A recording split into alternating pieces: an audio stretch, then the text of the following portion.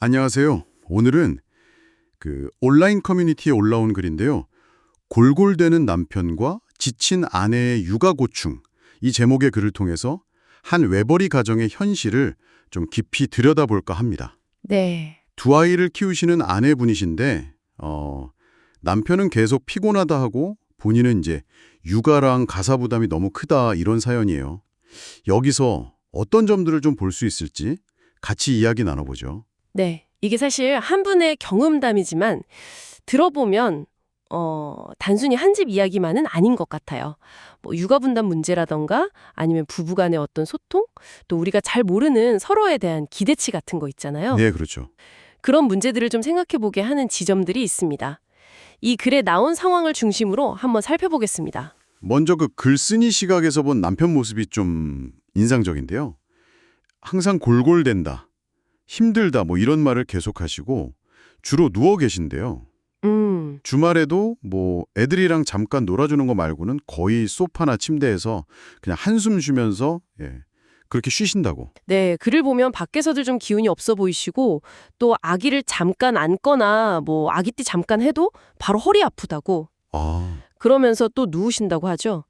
근데 좀 흥미로운 건 몸이 힘들다고 하시면서도 영양제나 뭐 보약 같은 건 또 싫다고 절대 안 드신다는 거예요. 정말요. 끈 좀 이상하네요. 네, 그래서 이게 글에 나온 정보만으로는 뭐 진짜 몸이 안 좋으신 건지 아니면 뭐랄까 다른 심리적인 요인 같은 게 있는지 그걸 알 수는 없지만 아내분 입장에서는 좀 답답할 수 있겠다 싶어요. 네, 당연히 그렇겠죠. 그래서 아내분은 이런 상황 때문에 아기띠는 뭐 항상 자기 몫이고 네. 아이들 태어나고 나서는 늦잠 잔 적도 없고 애들 깨어있을 때는 누워서 쉬어본 적도 없으시다고. 아, 정말. 심지어 밤에 잠잘 때도 아이 둘을 다 데리고 주무시고 남편분은 따로 주무신다고 하니까 잠도 제대로 못 주무실 것 같아요. 그렇죠. 평일에는 남편분 퇴근이 보니까 저녁 7시 반. 좀 늦으셔서 육아 참여가 거의 어렵고 네, 현실적으로. 주말에도 보면은 애들 아침 다 먹고 나서야 일어나시고 또 밤에는 컴퓨터를 하느라 늦게 주무신다고 이런 생활 패턴이 그려지더라고요.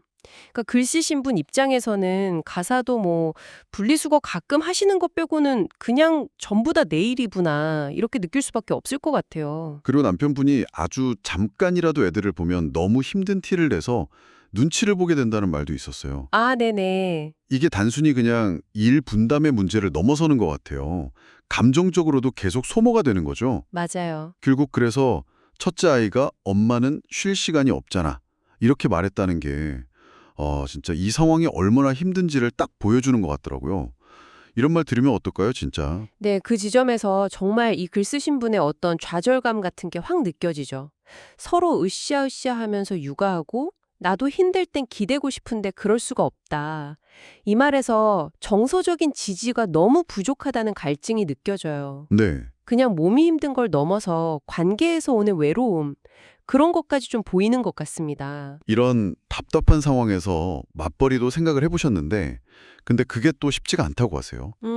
왜냐면 직장 생활 시작해도 집안일이랑 육아는 뭐 그대로일 거고 거기에 그냥 내일만 더 추가될 것 같다는 거죠. 맞아요. 그게 두려우신 거죠. 네. 진짜 어려운 문제네요, 이거는. 그렇죠. 현재 이 가정 내 역할 분담 구조가 바뀌지 않으면 경제 활동을 더 하는 게 오히려 더 큰 부담이 될 거다. 이렇게 예측하시는 거죠. 오늘 살펴본 이야기는 정말 계속 피곤하다는 남편이랑 또 육아와 가사 때문에 너무 지친 아내, 그 사이의 간극을 보여주는 것 같아요. 특히 엄마는 쉴 시간이 없잖아. 이 아이의 말이 참 많은 생각을 하게 만드네요.